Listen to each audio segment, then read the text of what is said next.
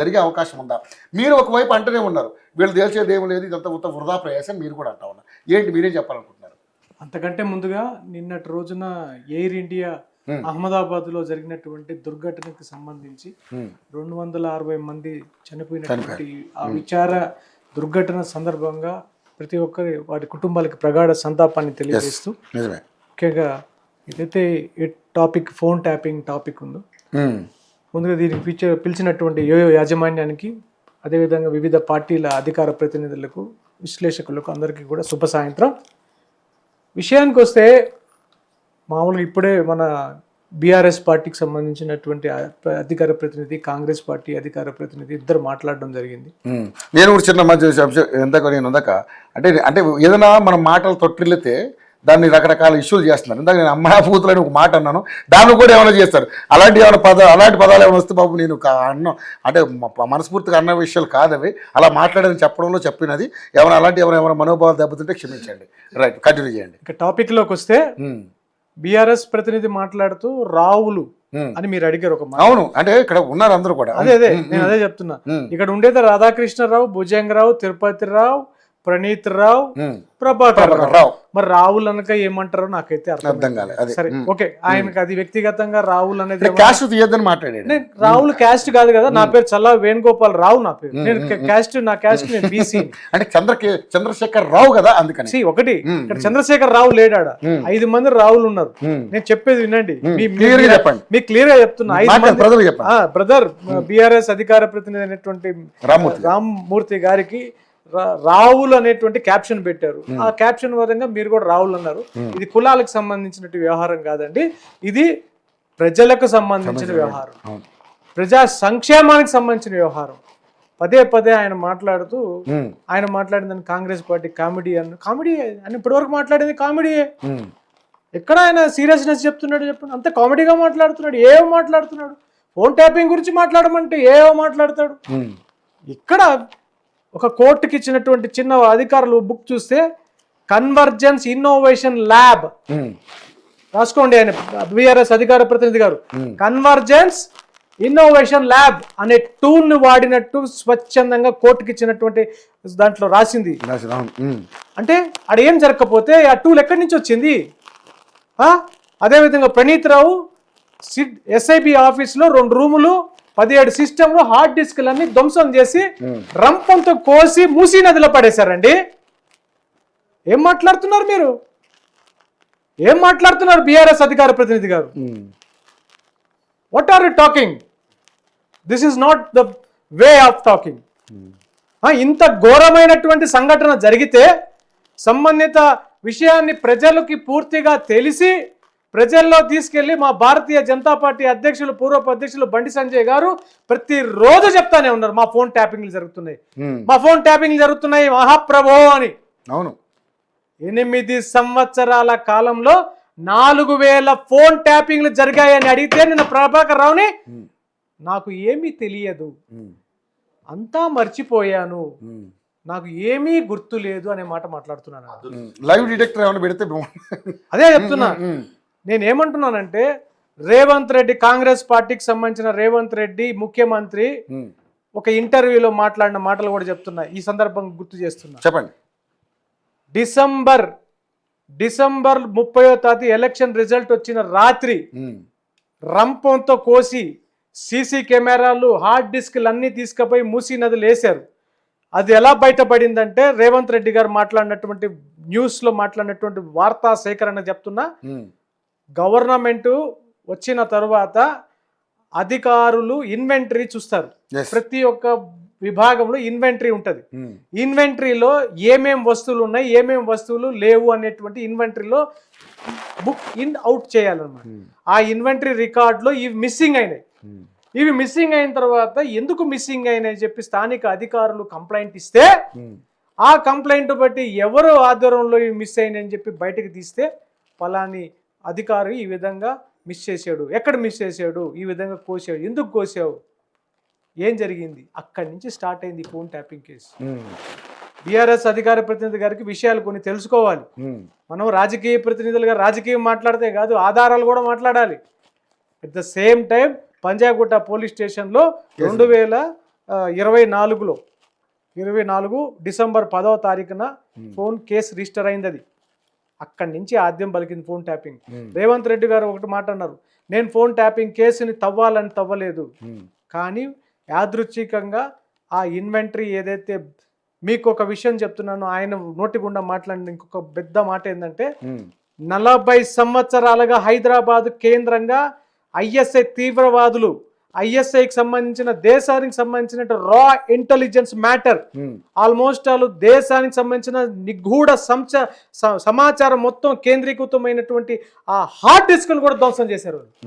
రా ఏజెన్సీ సంబంధించినటువంటి ఇప్పుడు ఒక దేశంలో ఏదైనా ఒక ఇన్సిడెంట్ జరిగింది అనుకోండి, ఇన్సిడెంట్ జరిగినప్పుడు దానికి సంబంధించి హైదరాబాద్ లో ఉన్నటువంటి సంక్షిప్త సమాచారం మేరకు మీరు ఈ సమాచారాన్ని క్రోడీకరించి ఏం జరిగిందో చెప్పమంటే బ్యాక్ హిస్టరీ తీస్తారు. హిస్టరీ తీసి ఈ సంబంధిత తీవ్రవాదులు, నేరానికి సంబంధించినటువంటి ఉగ్రవాదులు, సంబంధిత వాటిలన్నిటి కూడా క్రోడీకరించి సంబంధిత విషయాన్ని సెంట్రల్ ఇంటెలిజెన్స్ కి పంపిస్తారు. మొత్తం ఆల్ డేటాని మొత్తం ధ్వంసం చేశారు వాళ్ళు. ఇవన్నీ కూడా 1 by 1 మొత్తానికి ప్రభాకర్ రావు అనే వ్యక్తిని తీసుకొని వచ్చి ఈరోజు సిట్ అధికారుల ముందు ప్రశ్నిస్తున్నారు. ఆయన ఏమీ తెలియదు అనేటువంటి దాటవేసే సమాధానం చెప్తున్నారు. ఇంతకంటే ఘోరమైనటువంటి ఇన్సిడెంట్ జరిగాయి ఈ 8 నెలల్లో. 4000 ఫోన్ ట్యాపింగ్ కేసులలో జూబ్లీ హిల్స్, కరీంనగర్, వరంగల్, అదేవిధంగా నల్గొండ, 4-5 ప్రాంతాల్లో ఈ ఇజ్రాయెల్ నుంచి తెచ్చినటువంటి కన్వర్జెన్స్ ఇన్నోవేషన్ ల్యాబ్ టూల్తో 4 సెంటరింగ్ పాయింట్లు చేసుకొని ప్రతిపక్ష పార్టీల వ్యూహాలను, వ్యాపారవేత్తల లావాదేవీలను, అదేవిధంగా సినిమా ఇండస్ట్రీలకు సంబంధించిన భార్యాభర్తల మధ్య వాళ్ళ సమాచారాన్ని విని ఎన్నో రకాలుగా ఈ యొక్క తెలంగాణ ప్రజలు వాళ్ళు ఉద్యమం చేసి తెలంగాణ రాష్ట్రం తీసుకొచ్చారని చెప్పని వాళ్ళకి మంచి ఉన్నతమైనటువంటి పదవిని ఇస్తే వీళ్ళు ఇటువంటి పనులు చేశారండి. ఇవన్నీ చెప్తే మీకు లైవ్లో కాదు, రేపు ఎవిడెన్స్ ద్వారా ముఖ్యమంత్రి చెప్పాలి. ఏం చెప్పాలన్నా రాష్ట్ర అసెంబ్లీలో ముఖ్యమంత్రి గారు చెప్పాలి. నేను ఒక్కటే సూటిగా అడుగుతున్నా, కొండంతవి ఎలికని తీస్తారా అని వాళ్ళన్నారా వీళ్ళన్నారా కాదు, రేవంత్ రెడ్డి గారికి ఖచ్చితంగా ఈ ఛానల్ వేదిక ద్వారా నేను ఒక భారతీయ జనతా పార్టీ కార్యకర్తను కూడా మర్చిపోయి అడుగుతున్నా, ప్రజల యొక్క ఫోన్లు ట్యాపింగ్ చేసి ప్రజా సంక్షేమం కోసం, ప్రజల కోసం ఎన్నుకోబడినటువంటి ప్రభుత్వమే ఈ పదమైన రాజ్యాంగబద్ధమైనటువంటి పదవిలో ఉన్నటువంటి వ్యక్తులు ఈ విధమైనటువంటి ఘోరానికి పాల్పడ్డారంటే దేశం మీద దాడి చేసినటువంటి ఉగ్రవాదుల కంటే కూడా వీళ్ళు పెద్ద ఉగ్రవాదులు. వీళ్ళు పనికిరారు, వీళ్ళు అసలు ప్రజా ప్రతినిధులుగా ఉండకూడదు. వాళ్ళు నిజంగా ఈ కేసు చాలా పెద్ద కేసు కాకపోతే వీళ్ళు చాలా లైట్ తీసుకుంటారు, చాలా లైట్ తీసుకుంటున్నారు. ఇది చాలా పెద్ద కేసు. అదే విధంగా సంబంధిత విషయాల్లో నేను ఒక్కటే అడుగుతున్నా, సంబంధిత విషయాల్లో క్షుణ్ణంగా పరిశీలించి 1 రోజు లేట్ అయినా 2 రోజులు లేట్ అయినా ఖచ్చితంగా నేరస్తులకు శిక్ష పడాల్సిందే, బయటికి రావాల్సిందే. పెద్ద ఆయన ఉన్నాడు అన్నాడు, ఎవరో పెద్ద ఆయన బయటికి రావాలి. నేను కేసీఆర్ గారిని అంటం లేదు, కేటీఆర్ గారిని అంటం లేదు, కవితక్క గారిని అంటం లేదు. నాకు వాళ్ళంటే చాలా అభిమానం. వాళ్ళు ఉద్యమంలో పార్టీలో పనిచేసి ఈరోజు తెలంగాణ రాష్ట్రాన్ని తీసుకొచ్చిన వాళ్ళు, ఆఖరికి ఉద్యమ నాయకులు ఉన్నారు తెలంగాణ. నేను కేసీఆర్ని తెలంగాణ టీఆర్ఎస్ పార్టీని అంటున్నా, ప్రభుత్వాన్ని అంటున్నా.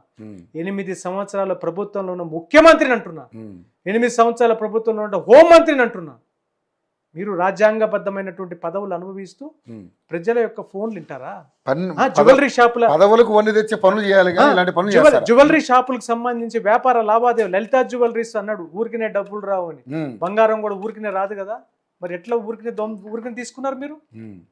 తెలీదా? ఎవరు తీసుకున్నారు తెలియదా? ప్రజలకు తెలియదా? ఎన్ని ఎకరాలు సెటిల్మెంట్లు అయినా తెలియదా? ఏం మాట్లాడతారండి బీఆర్ఎస్ పార్టీ వాళ్ళు?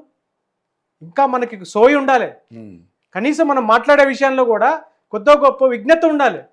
తప్పు జరిగిందా, మీకు అధికారం ఉంది, రేవంత్ రెడ్డి అధికారం ఉంది, దానికి సంబంధించినటువంటి విచారణ జరుగుతుంది, విచారణలో నిగ్గు తేల్చాల్సిన అంశాలు నిగ్గు తేలుస్తాయని చెప్పాలి. కానీ అసలు ఏం జరగలేదని అసలు ఎలా మాట్లాడతారని నాకు అర్థం అవ్వట్లేదు. ఇంతకంటే ఇంకా చాలా ఘోరాలు నేరాలు ఉన్నాయి. ఇప్పుడు పై స్థాయిలో ఒక రకమైనటువంటి ప్రతిపక్షాలని అదేవిధంగా సంబంధిత వ్యూహాలను కనుక్కొని వాళ్ళని నిర్వీర్యం చేసే సబ్జెక్ట్లో పెద్ద ఆయన ఉన్నాడు. తర్వాత వాళ్ళ కింది స్థాయిని వ్యాపార పక్షాలు అన్నిటికీ పారిశ్రామికవేత్తలు, సినిమా ఇండస్ట్రీలు వాళ్ళ మ్యాటర్స్ని వాళ్ళను బ్లాక్మెయిల్ చేసే వీళ్ళు సెటిల్మెంట్. ఇంకొక కింది స్థాయికి వస్తే వాళ్ళ యొక్క చిన్న బుడ్డ ల్యాండ్ సెటిల్మెంట్లు, సంబంధిత పోలీస్ స్టేషన్ వ్యవహారాలు ఇవి ఉన్నారు. అస్సలు విషయం చెప్తా, పోలీస్ కానిస్టేబుల్ నల్గొండ జిల్లాలో ఒక పోలీస్ కానిస్టేబుల్ భార్యాభర్తల మధ్య ఫోన్లు విని ఇంకా పై స్థాయి నుంచి జరుగుతుంది అది. ఇక కానిస్టేబుల్ ఏం చేస్తాడు, మా సార్ చేస్తున్నాడు, నేను చేస్తే తప్పే ఉందని వాడు కూడా ఒక నెంబర్ పెట్టుకున్నాడు. ఆ నెంబర్ ఫోన్ ట్యాపింగ్ చేసి వాళ్ళ మధ్యలో దూరి ఆ లైంగిక వేధింపులు చేశాడు. అది పేపర్లో కూడా వచ్చింది, మీడియా కథనాలు కాదు, మీడియా వేదికగా వచ్చింది. నల్గొండ జిల్లాలో జరిగింది ఒక కానిస్టేబుల్ చేసిన అరాచకం. అంటే నేను ఏమంటున్నానంటే, ప్రజలకు ఈ విధమైనటువంటి పరిపాలన జరుగుతుంది, ఈ విధంగా జరుగుతుందనంటే నిత్యం మనం పొద్దున్న లేస్తే సాయంత్రం వరకు ఈ ఫోన్లో ఎన్నో రకాలైనటువంటి మాటలు మాట్లాడుతుంటాం, ఎన్నో రకాలైనటువంటి సంబంధిత అంశాలను మనం చేరవేర్చుకుంటుంటాం, కొన్ని వాట్సాప్ల ద్వారా చేసుకు ఇటువంటి అన్ని వేరే వాళ్ళు దీన్ని తెలుసుకుంటే ఎంత గౌరవం. ఇప్పుడు గోప్యంగా ఉంచాల్సినటువంటి కొన్ని అంశాలని మనం వినకూడనటువంటి అంశాలు మాకు అప్పట్లో అధికారం లేకుండా, నేను ఈ ఛానల్ ఒక విషయం చెప్తున్నా, మేము అప్పట్లో బీఆర్ఎస్ పార్టీ అధికారంలో ఉన్నప్పుడు మేము ఏదన్నా సరే రేపు ఎర్లీ మార్నింగ్ ఒక రాస్తా రోగం ఉంది, ఒకటి ఏదైనా ఉంది అని చెప్పని మాకు స్టేట్ పార్టీ పైనుంచి అధికారం పైనుంచి ఒక మెసేజ్ వస్తే పొద్దున్నే మమ్మల్ని తెల్లవారుజామున 5 గంటలకు వచ్చి పోలీసులు 3 గంటలకు వచ్చి తీసుకెళ్ళిపోయేవాడు. నైట్ కూడా ఒక్క నిమిషం నేను చెప్తా దాంట్లో ఉంటుంది, అరెస్టులు ఉంది, కానీ అరెస్టులు ఉంది పొలిటికల్ గా చేసినటువంటి ట్యాపింగ్ వల్ల పొలిటికల్ పార్టీలు చేసినటువంటి ముందస్తు సమాచారం తెలుసుకొని పోలీసులు రాత్రికి రాత్రి అరెస్ట్ చేసినటువంటి బీజేపీ పార్టీ కార్యకర్తలని, నాయకుల్ని అరెస్ట్ చేసిన సంఘటనలు కోకొల్లలో ఉంది. కానీ ఇప్పుడు ఏంటంటే పొద్దున్నే ఒకవేళ అరెస్ట్ ఆ సంబంధిత అంశం ద్వారా ఎవరో లీక్ చేసింది, కానీ రేపు ఉదయం అంటే ఈరోజు ముందు నైట్కే మమ్మల్ని అరెస్ట్ చేసింది. సో అది ఫోన్ ట్యాపింగ్ వల్లనే సాధ్యమవుతుంది. ఇప్పుడు మాకు ఇంటర్నల్ సమాచారాన్ని మా కోర్ కమిటీలో రాష్ట్ర పార్టీ నిర్ణయించినటువంటి అంశాన్ని మా జిల్లాకు వచ్చి, జిల్లా నుంచి మండలాలకు వచ్చి, మండలం నుంచి మా డివిజన్లకు వచ్చినప్పుడు మేమందరం దీని గురించి చర్చ జరుపుకుంటే నైట్ పోలీసులు వచ్చి మమ్మల్ని ఇళ్ల నుంచి తీసుకెళ్లిపోయేవాళ్ళండి. అంటే దీన్ని బట్టి మాకు ఇప్పుడిప్పుడు అర్థమవుతుంది ఏంటంటే, మేము చేసుకున్నటువంటి వ్యూహాలన్నింటినీ కూడా ఉప ఎన్నికల సందర్భంగా జరగలేదా, మునుగోడు ఎన్నికల సందర్భంగా జరగలేదా, రగన్న దుబ్బాక ఎన్నికలప్పుడు జరగలేదా, ఈటల రాజేందర్ మన హుజురాబాద్ అప్పుడు